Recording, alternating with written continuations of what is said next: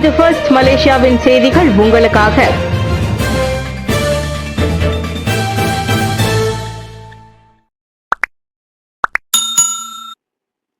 தீவிர சிகிச்சை பிரிவில் கண்காணிக்கப்படுகிறார் இஸ்மாயில் சப்ரி.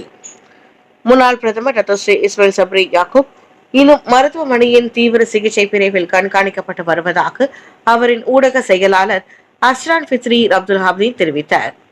அவரின் உடல்நிலை சீராக இருப்பினும் உயர் ரத்த அளவின் குறியீடு மட்டும் ஏற்றம் இறக்கமாக உள்ளதாக தெரிவிக்கப்பட்டுள்ளது. இஸ்மாயில் சப்ரியின் உடல்நிலை பூரணமாக குணமடையும் வரையில் குடும்ப உறுப்பினர்களை தவிர்த்து மற்றவர்கள் யாரும் அவரை பார்ப்பதற்கு மருத்துவ நிர்வாகம் அனுமதி அளிக்கவில்லை. இதனிடையே அதிகாலையில் தமது வீட்டில் மயங்கி விழுந்த பேரா நாடாளுமன்ற உறுப்பினருமான அவர் பின்னர் மருத்துவமனையில் சேர்க்கப்பட்டார்.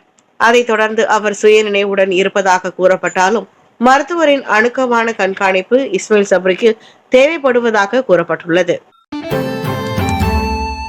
அயர்குனோங் சட்டமன்ற இடைத்தேர்தல் நடத்தப்பட வேண்டும். சராணி பேராக் மாநிலத்தின் 15வது சட்டமன்ற தவணை காலம் 3 ஆண்டுகளை எட்டியுள்ளதால் அயர்குனோங் சட்டமன்ற இடைத்தேர்தல் நடத்தப்பட வேண்டும் என்று அம்மாநில மந்திரி புசா டத்தோஸ்ரீ சராணி முகமது தெரிவித்திருக்கிறார்.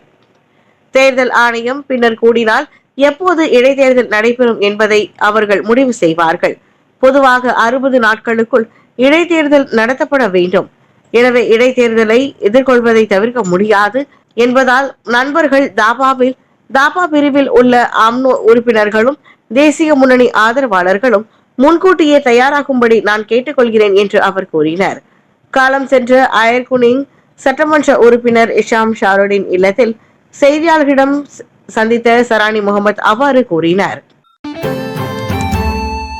அயர்குனிங் சட்டமன்றம் காலி, தேர்தல் ஆணையத்திடம் தெரிவிக்கப்படும். அயர்குனிங் மாநில சட்டமன்ற தொகுதி காலியானது குறித்து வரும் செவ்வாய்க்கிழமை தேர்தல் ஆணையத்திடம் தெரிவிக்கப்படும் என்று பேராக் மாநில சட்டமன்ற தலைவர் Dato Mohamad Zahir Abdul Khalid கூறினார். அடுத்த வாரம் தேர்தல் ஆணையத்திடம் தெரிவிப்போம். டத்தோ குஷைரி காலமான போது சிலிம் சட்டமன்ற தேர்தல் நடத்தப்பட்டது போல தேர்தல் ஆணையத்திடம் அதிகாரப்பூர்வமாக அறிவிப்போம். மாநில சட்டங்கள் மற்றும் நாட்டின் அரசியல் அமைப்பை பின்பற்றும் வகையில் இது அமையும். புதன்கிழமை செவ்வாய்க்கிழமை அறிவிப்பு வெளிவரலாம் என்று அவர் தெரிவித்தார். காலஞ்சென்ற இஷாம் ஷாருடின் குடும்ப உறுப்பினர்களை நேரில் கண்ட பின்னர் முகமது சாஹிர் செய்தியாளர்களிடம் பேசினார். காலியிடம் குறித்த அதிகாரப்பூர்வ அறிவிப்பை தேர்தல் ஆணையம் பெற்ற நாளில் இருந்து 60 நாட்களுக்குள் இடைத்தேர்தல் நடத்தப்பட வேண்டும். 12 மணி நேர சேவை சமூக சேவைக்கான உத்தரவு இவ்வாண்டு அமல்படுத்தப்படலாம். கண்ட இடங்களில் குப்பை கொட்டும் குற்றங்களுக்காக 12 மணி நேரம் சமூக சேவையை செய்ய உத்தரவிடும் கட்டளை இந்த ஆண்டு அமல்படுத்தப்படும் என்று எதிர்பார்க்கப்படுகிறது.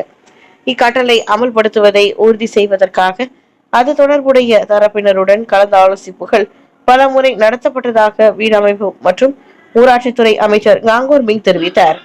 பொதுமக்களுக்கு தூய்மை குறித்தும் பொது இடங்களில் சிறிய குப்பைகளை வீசக்கூடாது என்பது குறித்தும் விழிப்புணர்வு ஏற்படுத்துவதே சமூக சேவையின் நோக்கம் என்றும் அவர் விளக்கினார். இலவச உயர்கல்வியை பெறும் சரவாக் மாணவர்கள் அம்மாநிலத்திலேயே பணியாற்ற வேண்டிய கட்டாயம் இல்லை. மாநில அரசாங்கத்திடம் இருந்து இலவச உயர்கல்வியை பெறும் சரவாக் மாநிலத்தை சேர்ந்த மாணவர்கள் பட்டப்படிப்பு முடிந்ததும் அம்மாநிலத்திலேயே பணியாற்ற வேண்டிய கட்டாயம் இல்லை.